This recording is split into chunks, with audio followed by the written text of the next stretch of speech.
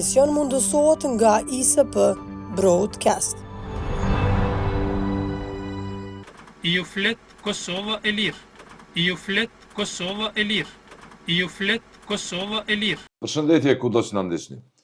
Sot është një ditë tepër domethënëse për shqiptarët e Kosovës, për popullin e Kosovës. 18 vjetori i shpalljes së pavarësisë, një drejtë e munguar historike kjo, e cila më në fund u korrëzua, u arrit si rezultat natyrisht i kryengritjeve të gjata të pandalshme të popullit shqiptar, por UÇK ishte organizimi më madhështor që i dha kuptim, i dha drejtim final kësaj të drejte historike të munguar të popullit shqiptar që të jetë i më vështirëshëm në drejtat e tij në rajon dhe në raport me pushtuesin serb.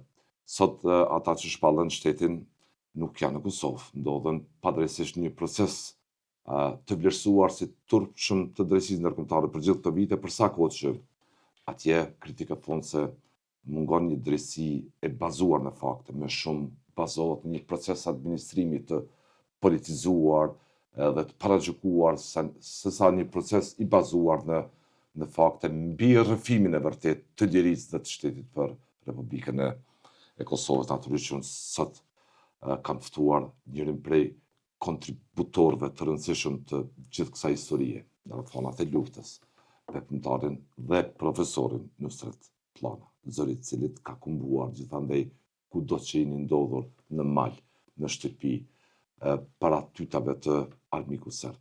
Me zërin e tij ju flet, ju kujtohet Kosova e lirë. Nusret, faleminderit shumë për kohën. Shumë faleminderit Ridi për ftesën.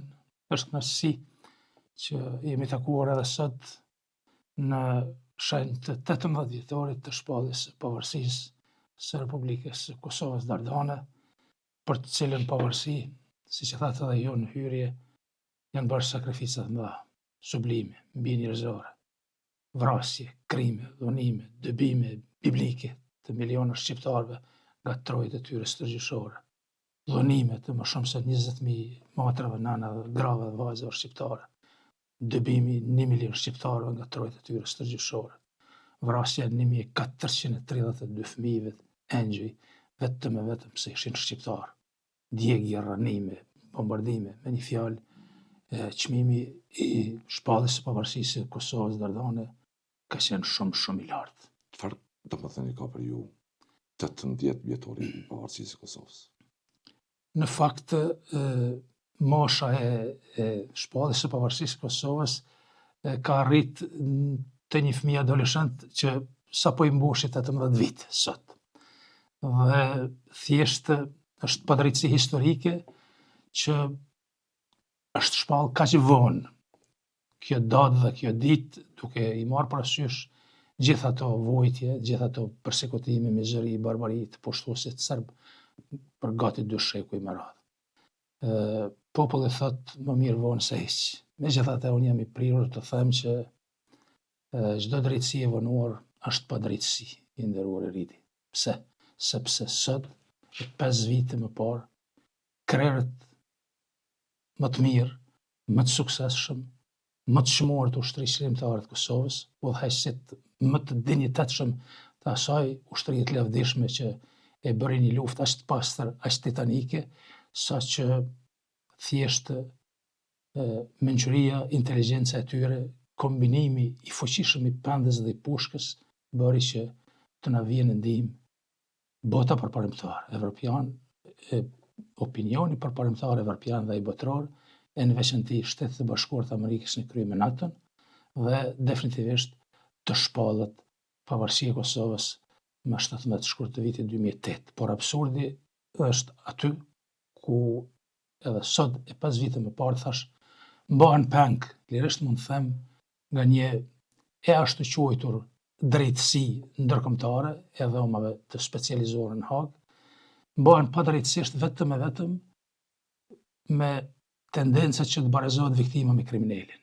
Kjo është e dhimbshme, sepse rreth 30 milion shqiptarë gjithandaj në globit toksor fyhen, ofendohen, mundohen të poshtrohen, të nënçmohen dhe me çdo kusht ata njerëz të dënohen për krimet e supozuara. Dhe ju e dini fort mirë që krimet e supozuara janë krimet të trilluara.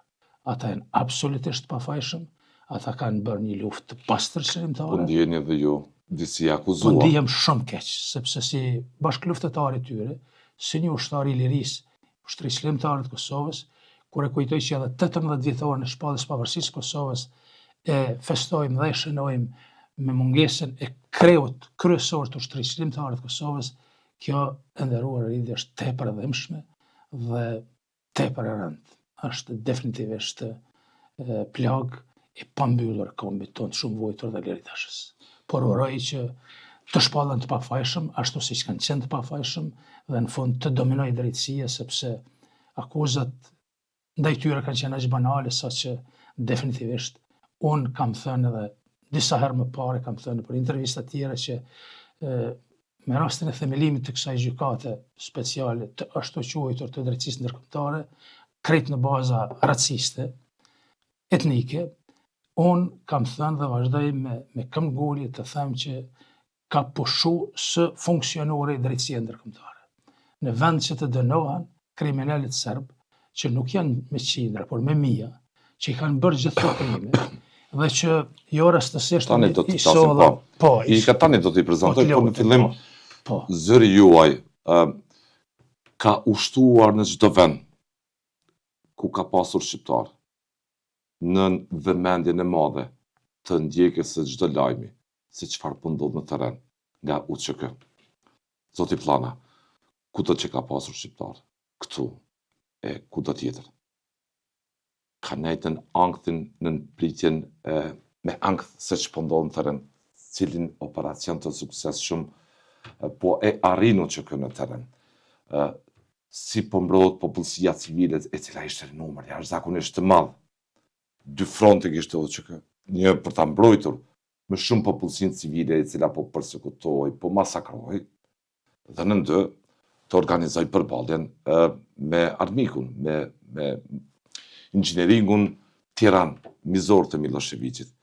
Që mund të na ktheni në kujtesë në atë kohë, në një moment të rëndësishëm që nuk do ta shlyeni për asnjë moment nga kujtesa për sa kohë që keni qenë në istikamen e luftë, duke e mbajtur mikrofonin me ato fjalë që të mban moralin e shqiptarëve. Po.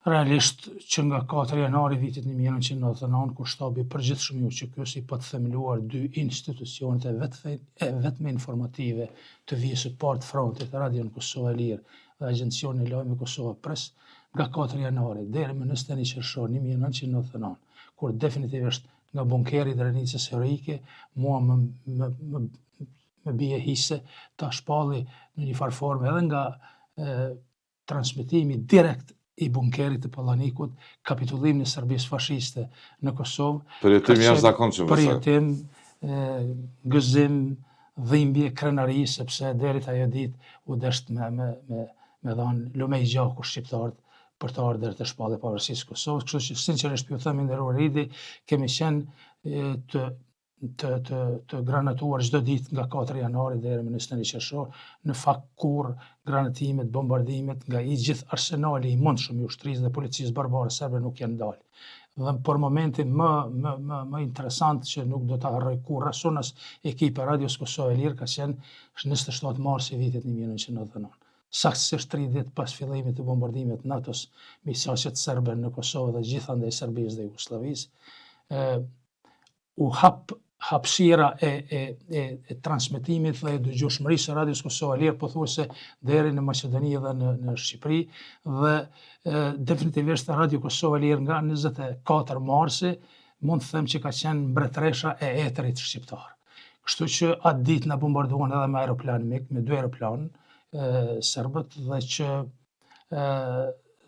duke e ditë peshën dhe rëndësinë e informacionit, ata rrezikuan edhe vetë, po atë ditë janë bombarduar nga avionet e Aleancës Veriatlantike përkatësisht NATO-s. Unë me sytë mi i kam pa, me sytë mi edhe e kam përshkruar këtë rrëfim edhe këtë ngjarje që kam qenë dëshmitar okular, kur janë godit 2 aeroplanet serb, në fakt ata i lëshun fillimisht ran shumë poshtë në lagjen Berisha ku ndodhej ekipa e Radios Kosova e Lirë dhe për fat keq ato kaset bomba që i lëshon ata se cila kaseti ka pas ka 220 bomba të vogla, ato janë kaset bomba që janë të ndaluara të hidhen mbi popullatën civile me norma ndërkombëtare, me konvente ndërkombëtare, por Serbia kurrën nuk i ka respektuar konventet ndërkombëtare dhe aty për fat keq ato bomba ja morën jetën djaloshit të vetëm të familjes Berishat, Jakub Berishës, Elbasan Jakub Berishës, 14 vjeçar, u plagosën dhjetra fshatarë të fshatit Berish dhe pastaj edhe ne për fat është befasi e këndshme dhe thjesht diçka që nuk mund ta imagjinosh që nga ato bombardime të cilat në 10-15 metra distancë fizike nuk e goditën ekipin e Radios Kosova e Lirë, sot jemi të gjithë gjallë dhe në një farforme. Kishit kontrat me vdekjen. Herojat asaj kohe, të direkt kemi qenë në kontakt me vdekje. Edhe gjithë popullit thuajse që jetojnë në tytat e atij pushteti mizor kishte kontrat me vdekjen. Shumë e vërtetë, edhe siç e thatë edhe në fillim, përballja ushtrisë shënimtare të Kosovës ka qenë me një barë të madhe, me një peshë të madhe, sepse i ka pas 2 fronte. Mbrojtjen e popullatës civile që veç në ato rrafshnaltat e maleve të Berishës kanë qenë rreth 100.000 civil. Atë rrjev gjeografik, po. Ju e dini mirë sepse ato i kemi dëshmuar me qindra e mia, mos them edhe miliona fotografi, video incizime, xhirime autentike që për fat mirë i kemi deponuar dhe kemi shpërndar gjithandej Evropës dhe botës. Bile është ndoshta edhe rast unikat që prej krejt këtyre dëshmive që i kemi shpërndar gjithandej botës, jo vetëm por dhjetra e qindra shkrimtar, poet, gazetar, publicist, reporter të luftës, defektolog, kriminolog, viktimolog që kanë shkruar libra, kanë bërë filma dokumentar për gjithë atë gjenocid. 3 herë rresht për 3 vjet më ka përmend kryekriminali i Serbisë Aleksandar Vučić në kontekstin që në shqiptarët po merren me librat e Nusret Planës dhe ai po bën krim të dyfisht sepse po i shpërndan gjithandej botës ato libra dhe ato filma dhe nuk po tregohet korrekt edhe i sinqert me i tregu edhe krimet gjoja të ushqikës që i kanë bërë ndaj popullatës civile. Me një fjalë, ai tentim, insistimi i tij për ta barazuar viktimin me kriminalin edhe sot 27 vite nuk është ndalë, siç nuk janë ndalë edhe ata liderët e tjerë të Serbisë fashiste që kanë qenë dhe kanë mbetë fotokopi të kryekriminalit satrapit Ballkan Milošević. Mbi lirinë, mbi rrëfimin për lirinë dhe pavarësinë e Republikës Kosovës në këtë ditë të rëndësishme sot, duke shënuar 18 vjetorin e ditëlindjes së shtetit, qëndron gjithë ajo sakrificë me shumë se sublime e UÇK-s, e popullit, e çdo lëvizje tjetër të mëhershme, por UÇK pati platformën e qartë, zoti Plana, të bind dhe alate, të bind Washingtonin, kryeqendra tjera evropiane dhe të NATO-s që qëllimi i saj nuk ishte mizor, qëllimi i saj nuk ishte i bazuar në një platformë për të pushtuar, për të shkelur drejtat dhe lirit e kombeve tjera. Thjesht artikulimi ishte i qartë për liri. Sot teksa shohim një proces atje në Hak, rrëfimin, pretendimin e prokurorisë, si e përjetoni atë rrëfim kur ta shihni? Në të njëjtën kohë kur e keni tuar rrëfimin e trisht vetë në Kosovë, me armë dorë, me mikrofonin në dorë, duke parë gjithë ato skena. Duket i padrejtshëm. Në ekstrem i padrejtë është ky insistim dhe qëllimi i prokurorisë Tribunalit të Hagës, dhe unë kam bindjen që për t'i arshvetuar ata qindra miliona euro që i kanë marrë dhe pagat e majme për 5 vite rresht, mundohen me çdo kusht ata me i shpalt pafajshëm, edhe pse akuzat janë absurde, por është edhe më absurd fakti nderuar i ridi që në kuadrën e gjithë kësaj katrahura edhe kësaj mizerie për të bërë akuzat të rrejshme, ata Evropa në bashkëpunim me Rusinë dhe Serbinë kanë dhënë qindra miliona për të mos thënë miliarda për t'i kurdisur edhe dëshmi të rrejshme dhe për fatkeqje kemi pa edhe shumë e padrejtë është kjo dhe është e pafalshme që në mesin e popullit tonë edhe më tutjet të ndodhen gjithë ata shqipfolsa, ata sahan lëpirsa që për një që thonë pagë banale ta të pranojnë, të ndrojnë edhe identitetin e vetë, të pranojnë që për një banesë, për një vetur, për një shtëpi që i kanë marrë dëshmitarë të rrajshëm dhe po i ndrojnë me çdo kusht dhe nuk i tregojnë që qindra janë prej tyre, e keni pa është absurde kur të mendosh faktin që më shumë se 260 janë dëshmitarë, janë shumica shqiptarë kundër krerëve të Uçikës dhe as 40 s'kan qenë kundër satrapit Ballkanit, kjo është absurde. Ju nuk keni qenë asnjëherë që familjet e viktimave të mos meritojnë drejtësi. Në vazhdimsi e keni thënë. Gjithmonë e kam thënë. Por në sens nuk mund të kriminalizohet gjithaj rrëfimi i madh i sakrificës që bëri UÇK populli i Kosovës mbi arsyeën e madhe, lirinë dhe të drejtën e mbetësisë plana. Dhe kurse sot ata dëshmitar në proces Haga atje, duke thënë se nuk u ankuar se i ka marrë Filan Fisnekim Zatin, miqin, duke thënë se njëri prej tyre duke u paraqitur si absurd i llojit vet në një tribunal kaq me peshë, duke thënë se UÇK dhe ata kishin një natë ndaj tij, pse ai po vishej mirë, pse po vishej me kostum, me kravat. Duket pak absurd i llojit vet, domethënë prist kryesor të luftës të përballen me lloj instruksioni të prodhuar nga Vukçević i Serbisë. Duket e padrejtë kjo. I ka ndodhur popullit shqiptar që të lexojë me vonesë situatat rëndësishme. Sepse tash po shohim që gjithë liderët kudo që janë në Kosovë, Shqipëri, Maqedoni, janë vënë në mbrojtje të kësaj kauze.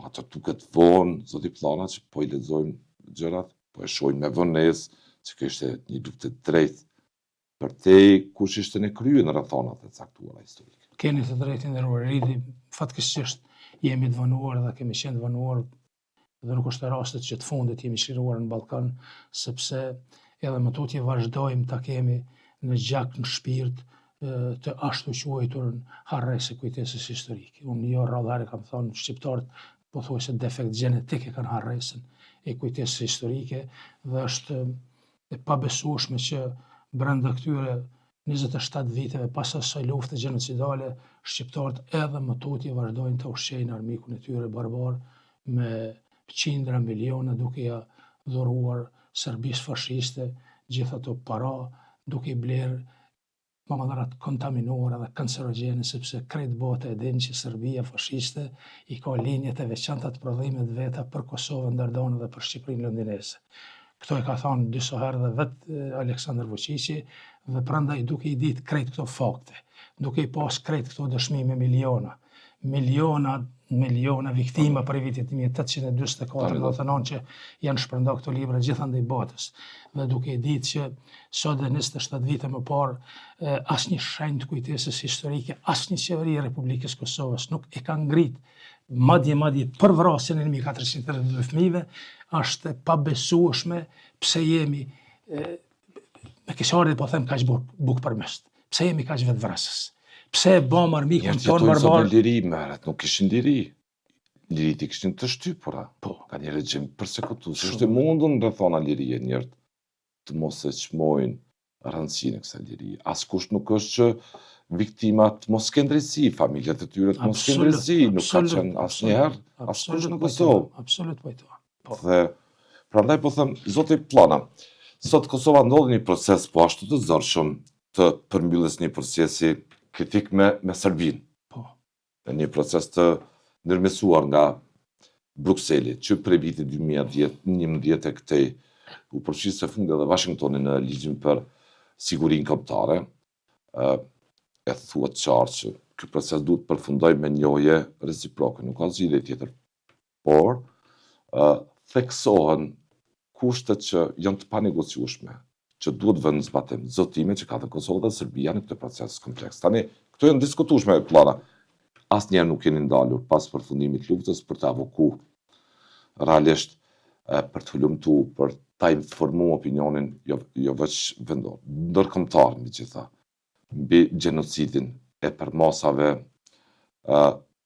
trishtuese që bëri Serbia, jo vetëm në luftën e fundit.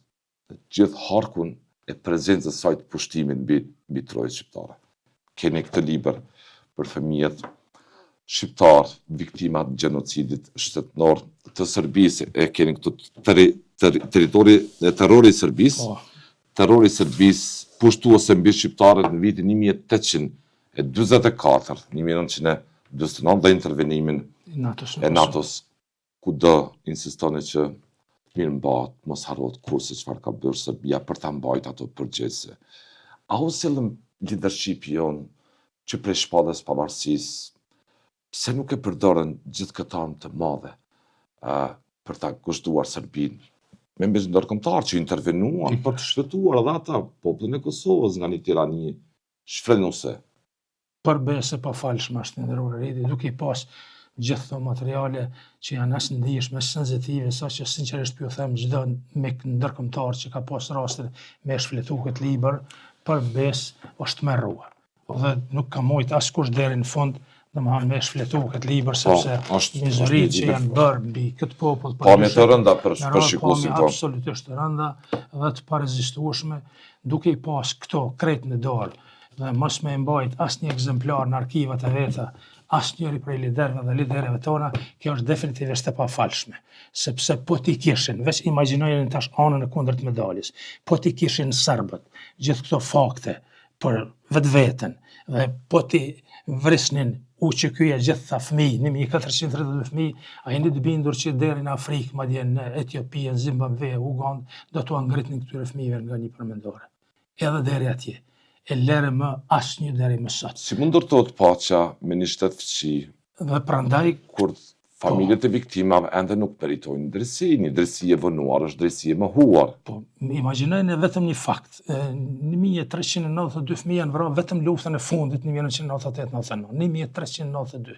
Këtu i keni me datë, me ditë, me emër, me mbiemër, kur janë ledhur. Të faktuar. Të faktuar, të argumentuara shkencëtarisht. Që kemi punu këtë libër bashkë me profesorë e nderuar Hanem Shajlas. Hanem Shajlas, thonin po. Po, dhe Leçi nuk është dënuar asnjë kriminal serb për vrasjen e gjithë këtyre fëmijëve, madje edhe nga nënët shtatzana janë nxjerr fëmijët për zgjallë nga barku në shtatzana shqiptare që këto barbari dhe këto mizori edhe në kohët mesjetës me u pasbë kanë qenë tepër trona, të pa imagjinueshme për trurin normal të njeriut.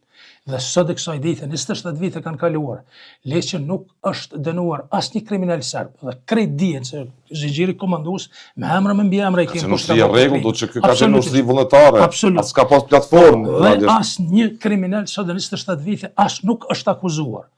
Dhe të akuzohet krerë ushtri qëllimtar të Kosovës pse ka mbrojt progun e shtëpisë dhe pse thjesht kapi armën nga zori. Po, me luftën e pastër qëllimtare bëri që të bëhet madje mrekullia e Zotit që ushtria qëllimtare e Kosovës de facto, jo de jure, se de jure nuk ka guxuar me u shpall ushtri toksore e NATO-s, por të bëhet ajo lufta që pastër, që ushtria qëllimtare e Kosovës të bëhet ushtri toksore NATO, sidomos në 24 marsi deri në përfundim të luftës 21 qershor, ishte aleate. E tha Clark, e than James Rubin, e than të gjithë. Të gjithë personalitetet e kohës. E kanë thënë edhe e kanë thënë me argumente sepse kanë qenë dëshmitar okular të krejt këtyre ngjarjeve dhe krejt këtyre proceseve. Dhe prandaj sinqerisht është e pafalshme për organet kompetente të institucioneve tona që nuk i kanë kushtuar as minimalisht kujdes. Këtyre materialeve që janë me miliona, njerëz me miliona janë, unë sidomos edhe bashkëpunëtori imi Sat Shala me miliona i kemi shpërndarë për YouTube, janë të gjitha që nuk ka nevojë as me i diskutu ma shumë, veç me i trajtu në mënyrë dinjitoze dhe në mënyrë njerëzore, në mënyrë të drejtë dhe të barabartë para ligjit dhe para Zotit, do të mjaftonin këto materiale që dhe në Serbia fashiste rrafshnimi vjetë të dënohet për gjenocidin mbi shqiptarë që ka bërë këtij populli. Të mos ishin gjithë këto krime, gjithë këto vrasje, të betohem në Zot që sot minimumi 30 milion shqiptarë do të ishin në Ballkan.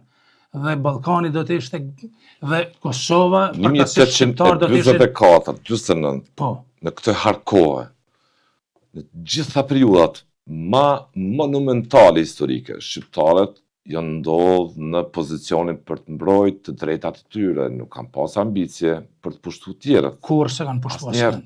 Kur se kanë bërë të keq askuj. Dhe argumenti i artikulimit të ish presidentit finlandez Ahtisaari, kur propozoi shpalljen e pavarësisë me këqyrën, ishte se krimet ishin mizore që bëri Serbia dhe shqiptarët nuk mund të jetojnë në shtet me Serbinë. E konfirmoi edhe gjykata ndërkombëtare e drejtësisë, por jemi lefosur duke që vetë udhëheqësit e institucionet të Kosovës nuk bën sa duhet për ta mirë mbajtur rrëfimin mbi gjenocidin e Serbisë në Kosovë dhe për kërkuar më me vendosmëri drejtësi për viktimat. Pa kujdesi i tyre, neglizhenca e tyre dhe si të them edhe dembelia e tyre për të mos punuar në këtë drejtim dhe për të mos e bërë një trup, një ekip vërtet intelektuale dhe profesionale, sepse vërtet kemi materiale që bota është shokuar me to, por vetëm të trajtohen në mënyrë dinjitoze që të bëhet një akt akuzë mirëfillt për gjenocidin serb mbi shqiptarët, sot nuk do t'i kishim këto telashe dhe këto probleme me gjykatën ndërkombëtare, por thjesht do të merreshim me avancimin dhe me zhvillimin e ekonomisë, shëndetësisë, arsimit, teknologjisë, sepse kemi djemë dhe vajzë aq zot dhe aq zojtë. A është rezultat kjo i urrëties, mos mirëmbajtja e krimit kolektiv ndaj popullit shqiptar që bëri Serbia, gjenocidi që bëri me. A u zum në një proces paqe duke u grinë mes veti më shumë për çështjet interesave dhe komerciale, afariste e tjera, i natëve që basi janë edhe ves i historiku të.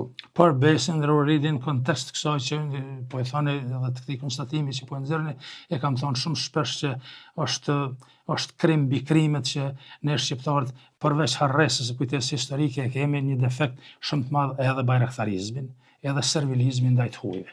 Dhe duke i trash këto defekte dhe këto fenomene të shëmtuara, kemi ardhur ku jemi dhe kemi vu në prioritet interesat partijake, interesat klanore, interesat farefisnore, miqësore, familjare, tjerë dhe me hanë, interesat e ngushta për një pushtet, për një karrik, jemi jemi pralla e Zotit, sepse e kemi dëshmuar katërcipërisht që më shumë e duan lider dhe liderit tonë, partit tonë, edhe të pozitës dhe të opozitës, më shumë e duan pushtetin dhe karrikin se sa shtetin. Me vetë faktin që... Të pafalshme të mos mirëmbahet gjithë ka kujtesë e tragjedisë. Absolutisht të pafalshme, sepse imagjinojnë veç një fakt. 1432 veç fëmijë. 432 fëmijë, mbi 12.000 viktima civile, mbi 20.000. 12.000, 13.000 viktima civile, 20.000 femra të dhënuara, 1 milion shqiptarë të dëbuar nga trojët e tyre. Është çmim absurd i lartë. Dhe prandaj deshte të them edhe një. Unë në kontekst si do të muaj të bëj paqja me një vend që refuzon të vendosë drejtësi për kriminalet që bën, për kriminalet gjithë strukturës ushtarake të saj që bën këto krime. Unë në kontekst... Duke të zëshme paqja, zoti Plana, me një shtet, me një, po i thomë në as shtet, aktualisht se njohëm një Serbinë si shtet, si vend fqi. Si mund të bëhet paqja me ta?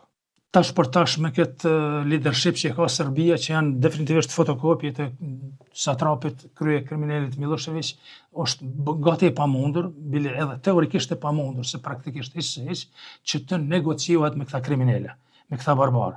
Ju e pat edhe insistimin e fundit në banjë, se po e themi banjë s'ka po në banjë është ajo që e banë të terror, pastaj edhe me shumë skenare të tjera që i përgatisin vazhdimsi dhe vetë fakti. Ti të bisedojmë për paqe, në mbrëmje sulmojnë Kosovën me banda terroriste. Edhe për ditë ju zbulohen armatime të fshehta në pjesën veriore të Mitrovicës, jep me kuptu që këta nuk e kanë absolutisht disponimin për dialog dhe për njohje reciproke. Paqet e mirëfillt.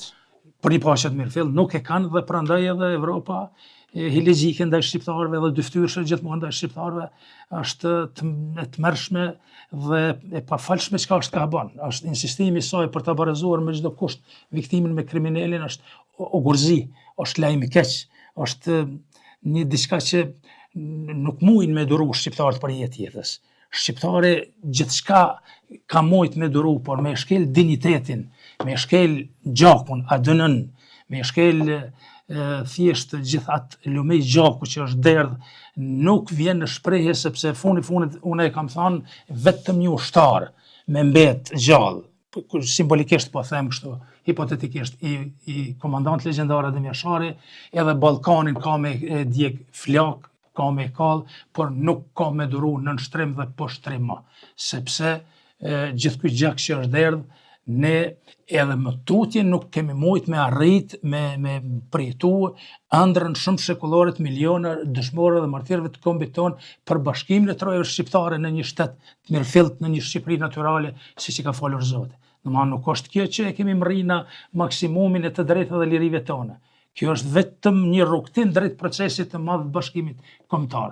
Dhe prandaj në kontekst të mosharresës, i nderuar Ridi kam obligim dhe borxh moral ta them. Jo, do ta bëni pyetjen në kontekst se e di.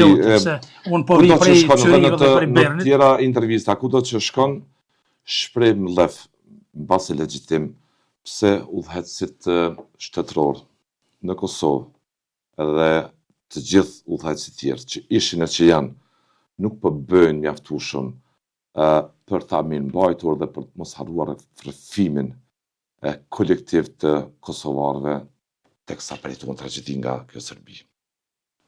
Çdo kund e përmend që harrojmë, bëjmë gjithçka tjetër. Dhe në këtë kontekst ishte edhe në Zvicër.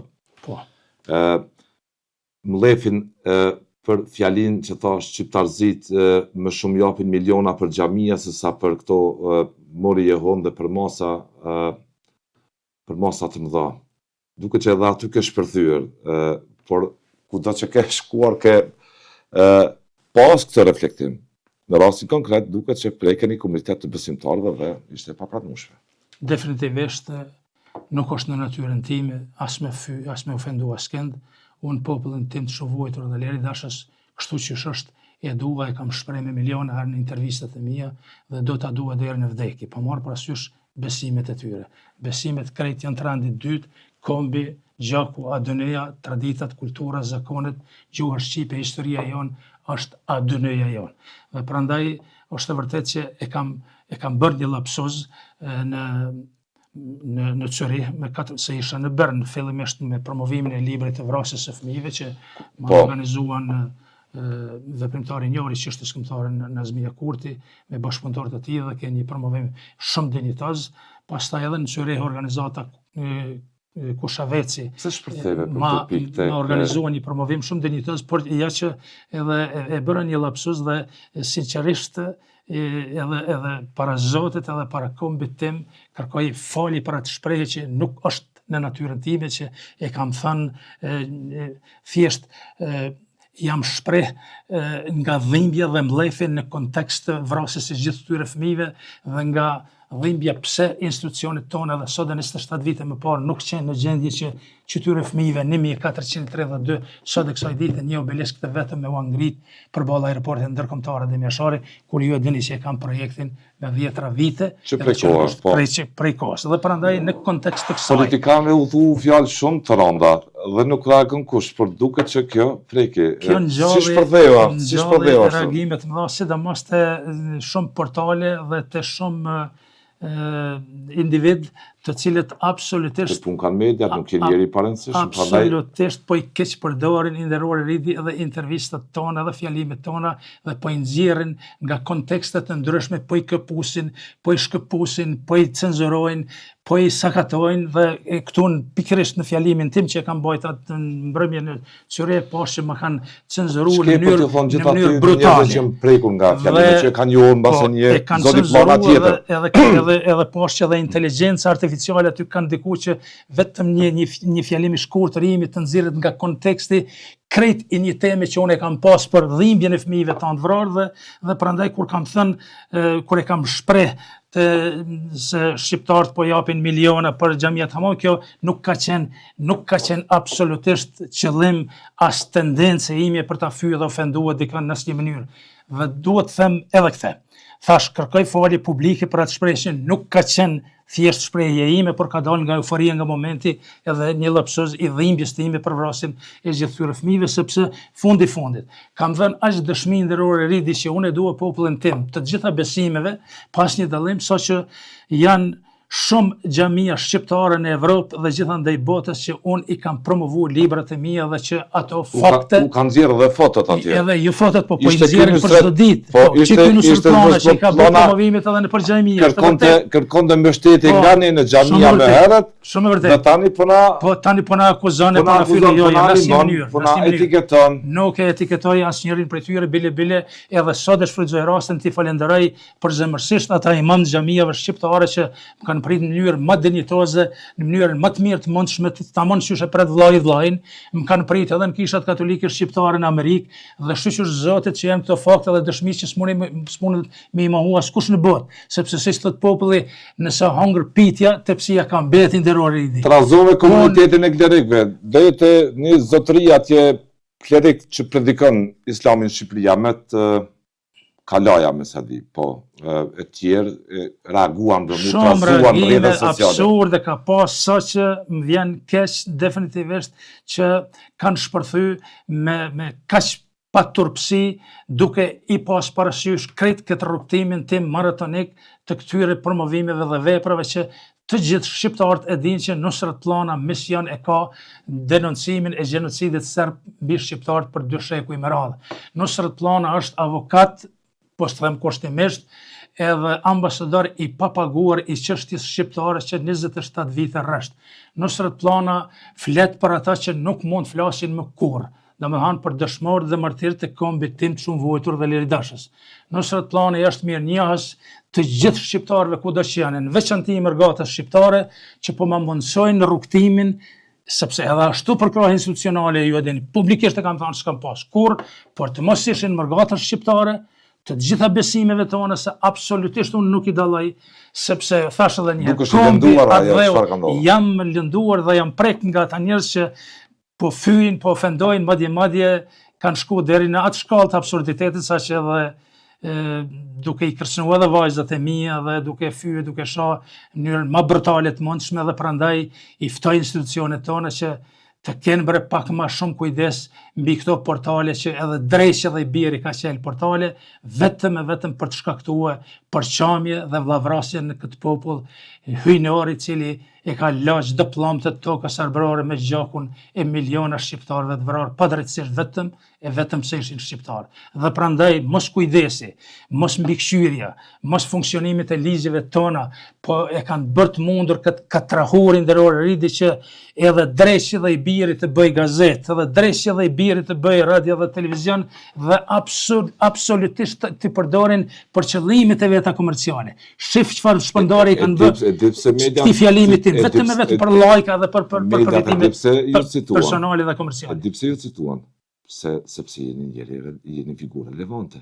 Nuk merren mediat me dikë që nuk ka në sfond një angazhim çfarë keni ju, zoti Plana. Mediat serioze kanë bërë citimin ashtu si e keni thënë, mediat mbarojnë punën, edhe në rrethana të mira, edhe në rrethana jo të mira. Po.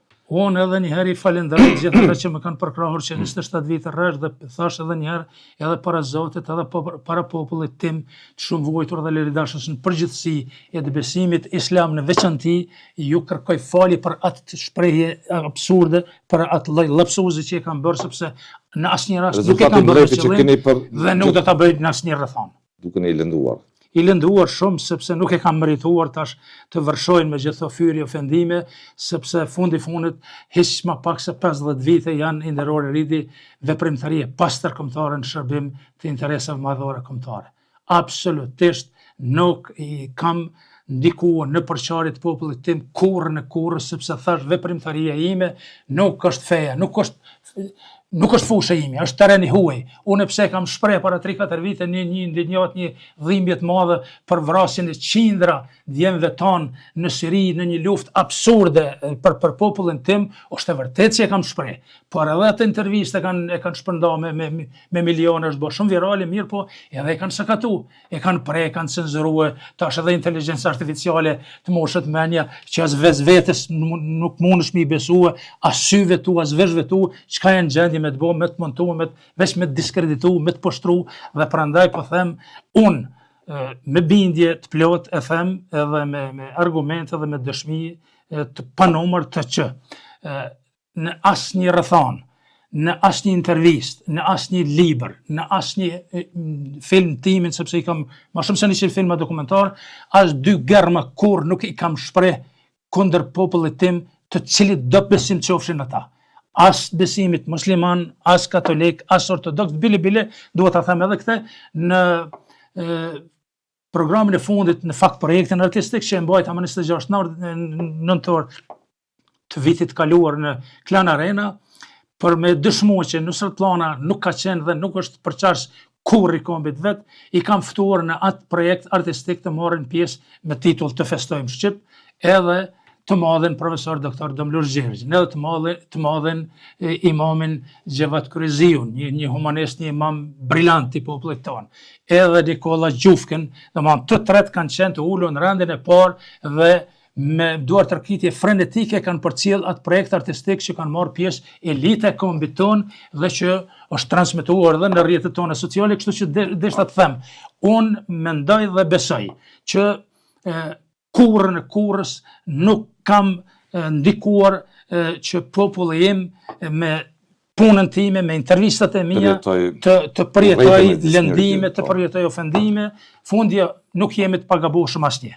Veç Zoti qofshim falë është i pagabueshëm dhe i përsosur, ne jemi të gabueshëm, por gabimet që bën pa qëllim duhet edhe të jenë të falshme. Plana, falenderoj për kohën që gjete në këtë studio të jesh me mua, me publikun tonë, në këtë ditë të rëndësishme, në këtë ditëlindje të rëndësishme të shtetit tonë, në 18 vjetorin e shënimit të pavarësisë Kosovës. Në këtë datë të rëndësishme që kujton gjithë tragedinë shekullore të popullit shqiptar, gjitha kryenulitjet, e ajo që është më sublime, UÇK, që arriti ta faktorizoj, ta mobilizoj, masovizoj mbështetjen ndërkombëtare për Kosovën, në kauzën e saj për liri dhe pavarësi. Falenderoj edhe një herë. Unë po e përfundoj me ato vargjet, nuk ka fe as ka parti që përçan këtë shqiptari. Jemi tosk e jemi geg, por jemi një lis me 2 deg. Lavdi e përjetshme dëshmorëve dhe martirëve të kombit tonë kudo dhe kurdo që kanë rënë për çlirimin e Kosovës ndardane dhe bashkimin e trojave shqiptare. Lavdi të gjithë të rënëve. Respekt. Në secilën periudhë urime ju, urime gjithë popullit tonë, popullit kudo që është këto në mërgatën e çmuar, për shëmot. urime gëzuar. Faleminderit shumë, respekt.